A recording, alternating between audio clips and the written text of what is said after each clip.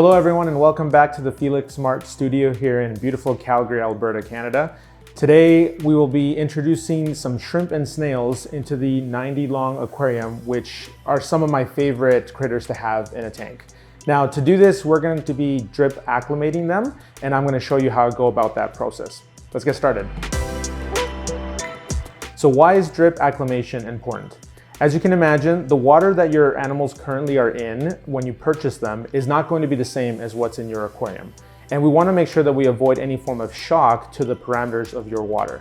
So drip acclimation can help you by slowly introducing water from your aquarium to where they're currently being held before you introduce them, thus reducing the shock and stress that comes with a change in environment. Now, the only time you don't want to do drip acclimation will be when you've ordered something that's taken a significant amount of time to get to you. I would recommend that if anything that you've ordered has taken 24 hours or more to get to you, to just consider temperature acclimating and then getting them into your nice fresh aquarium as soon as possible. So what we're gonna do now is I'm gonna show you some of the equipment that I used for drip acclimation and go from there. So this is some of the equipment that I use for drip acclimation. Realistically, the only thing that you need is an airline hose. Because some individuals will actually tie the ends of the airline hose in order to slow or speed up the drip of the water.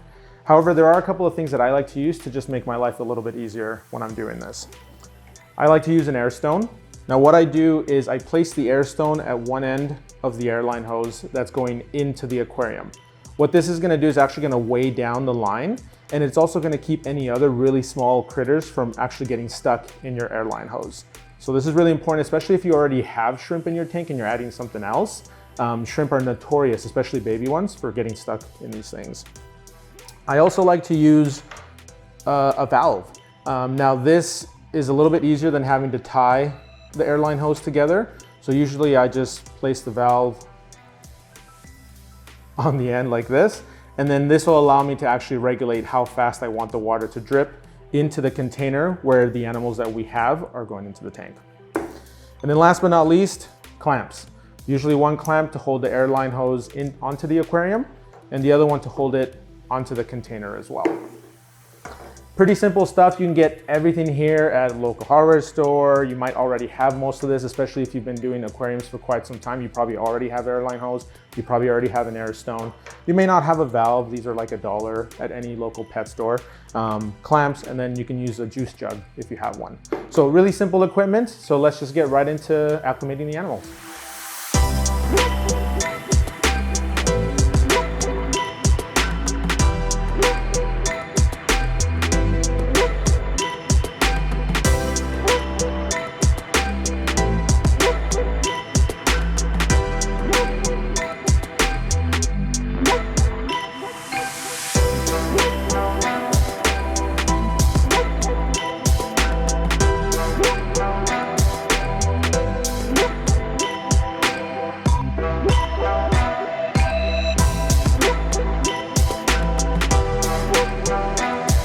Now that we have our drip acclimation system all set up, we're going to talk a little bit about how long to keep it for, and also just a few tips on shrimp keeping in general.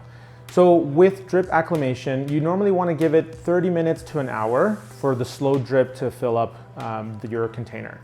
You can also measure the water in the container itself. If you started with 2 inches of water, I would also recommend that you wait till it's doubled in amount before you introduce the animals into your aquarium. That will just reassure you that you have enough water in there mixed up ready for them to be acclimated to the parameters. Now, as far as shrimp keeping is concerned, I often get asked what are some of the best tips to be able to keep them healthy and for a long time. Now, shrimp are notoriously known for being sensitive to water parameters, but there are a couple of things that you and I can do to make sure that they live a long and healthy life. The first tip is to not chase water parameters, especially if you have tap water. It's not uncommon for us to want to take online information and do the best that we can to match the parameters we're recommended with what we have in our aquarium.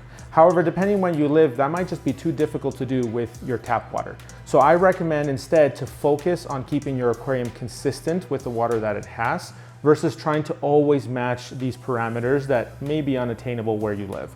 Obviously, if you're using reverse osmosis water, then you should be able to match parameters consistently every time. Now, the second tip that I give for keeping shrimp healthy is to feed them. So often you hear about people saying, oh, shrimp eat algae, they eat mulm, detritus, and while it's true, that's not gonna cover all the needs of their diet. So I recommend getting good quality food and feeding them 1 to 3 times a week, depending how big your colony is, to make sure that they're getting everything that they need. Now, tip number 3 is probably not something that everyone can do, but I would highly recommend that you shop locally for your shrimp. If you have a shrimp breeder that lives locally to you, their water parameters that they use, assuming that it's tap or reverse osmosis, if that's what you use as well, is gonna be closer to what you're actually able to duplicate. If you are going to order them from another country or just from a longer distance from you, then you can be assured that the water parameters are gonna be different, hence why drip acclimation is gonna be important. But if you get them from a local breeder, you know that those shrimp have done well with the water that you already use. So those are just 3 tips that I know have worked for myself. And if you do have any other tips, feel free to put them in the comments below.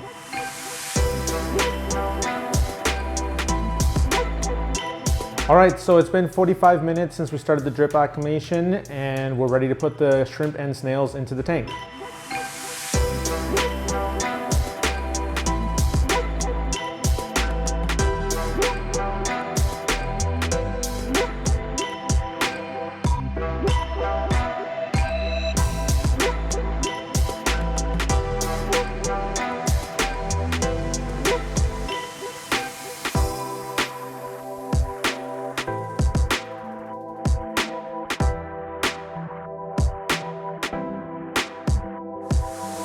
So I'm really excited to finally have shrimp and nearite snails in this aquarium. I love shrimp and I can't wait for their population to explode and for us to have hundreds more, hopefully.